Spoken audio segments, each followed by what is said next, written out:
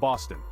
The Celtics were heavily favored to beat the Cavaliers even before Cleveland had 3 of its top 6 players, including star guard Donovan Mitchell, missing for Game 5 of this Eastern Conference semifinal series Wednesday night. And yet, despite that, Boston found itself in a one-possession game early in the fourth quarter, staring down the possibility of yet another painful loss on its home court in the postseason, an all-too-familiar scenario in recent years.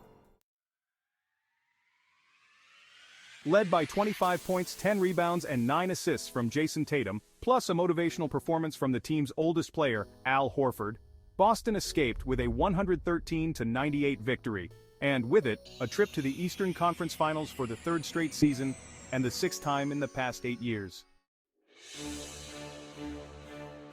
Close-out games are tough. It's a level of stress, anxiety, desperation. It takes what it takes, Celtics coach Joe Mazzulla said. You gotta play 48, hopefully maybe more at times, and at the end of the day, you just gotta keep going. Continue to chip away at the things you can control. Boston now awaits the winner of the other Eastern Conference semifinal between the New York Knicks and Indiana Pacers, which New York leads 3-2 heading into Friday's Game 6 in Indianapolis, with the conference finals set to begin at TD Garden either Sunday afternoon or Tuesday night. It just shows the character of the team, the organization, Tatum said of Boston advancing to the conference finals for the 5th time in his 7 NBA seasons. People might think that it's a given that we're supposed to be here, but I give a lot of credit to everyone in the front office, the coaching staff, the trainers, the guys that hand out the equipment, the ball boys, the cooks, the chefs, the security team. We're all in this together. I mean that. Everybody has an effect on each other, and we all impact each other to help winning and build this culture that we have. Everybody should be proud of themselves. Obviously, it's not the end-all be-all. We want to win a championship, but we're doing something right. For much of the first half Wednesday night, however, it looked like that might not be the case, despite Cleveland playing without Mitchell, who had a left calf strain, guard Karis LeVert, Mitchell's replacement in the starting lineup in Game 4, who had a left knee bone bruise, and starting center Jarrett Allen, who missed his 8th straight game because of a bruised rib. Cleveland led for chunks of the first half, mainly behind a red-hot shooting performance from former Celtic Marcus Morris Sr., who had 14 points on 6 for 8 shooting in the opening 24 minutes, before Boston eventually took a 58-52 lead into halftime. It was the latest example of how the Celtics have played wildly differently at home compared to on the road over the past few playoffs. Entering Wednesday's action, Boston had gone 14-14 at TD Garden since the start of the 2022 playoffs, the most games played, 28, without a winning record at home over 3 postseasons in NBA history, according to ESPN stats and information research. That includes dropping Game 2 of both Boston's first-round series against the Miami Heat and this series against Cleveland, despite both opponents missing key contributors because of injuries.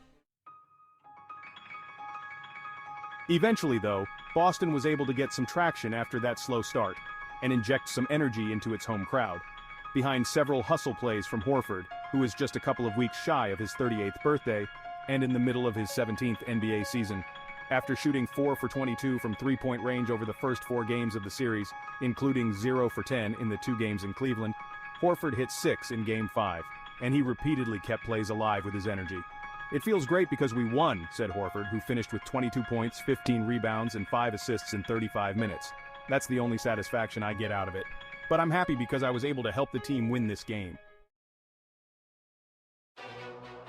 We have to give Cleveland credit. They were depleted and they just did not quit. They really pushed us to the brink.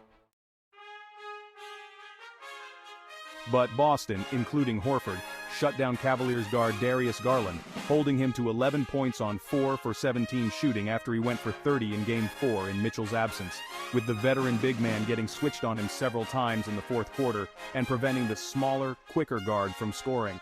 Boston's sheer edge and talent eventually allowed the Celtics to wear out the Cavaliers and pull away down the stretch. And, after Horford was pulled in the closing moments to a massive ovation, he and the Celtics were officially off to yet another trip to the conference finals.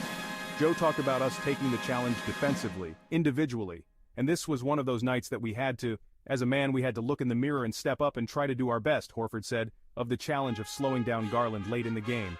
And for me, it was just trying to do whatever I could and use my lengths and just staying solid and just continuing to take on that challenge time after time.